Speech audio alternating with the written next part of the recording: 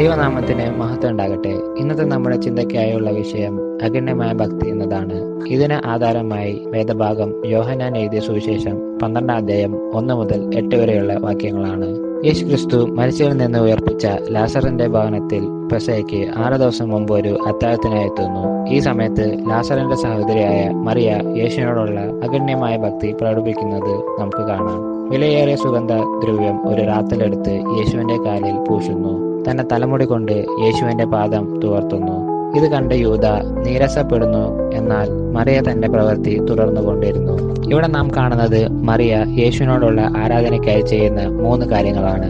ഏറ്റവും വിലയേറിയത് ആവശ്യത്തിൽ അധികമായി നൽകുന്നു, തന്നെത്താൽ എളിമപ്പെടുത്തുന്നു, വ്യസനങ്ങളെ വകവയ്ക്കാതെ തനിക്ക് ലഭിച്ച അവസരം ദൈവത്തെ ആരാധിക്കുവാനായി വിനിയോഗിക്കുന്നു.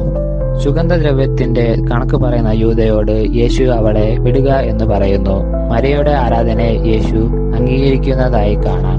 പ്രിയമുള്ളവരെ, നാം നമ്മുടെ ഭവനത്തിൽ യേശുവിനെ ആരാധിക്കണം. നമ്മുടെ ഹൃദയത്തിൽ നിന്ന് ദൈവത്തെ ആരാധിക്കാം. നമുക്ക് പ്രത്യേക അവസരങ്ങൾ ലഭിക്കുമ്പോൾ ദൈവത്തെ മഹത്വപ്പെടുത്തുവാൻ വിനിയോഗിക്കണം. അതിനായി ദൈവം നമ്മെ ഏവരെയും സഹായിക്കട്ടെ.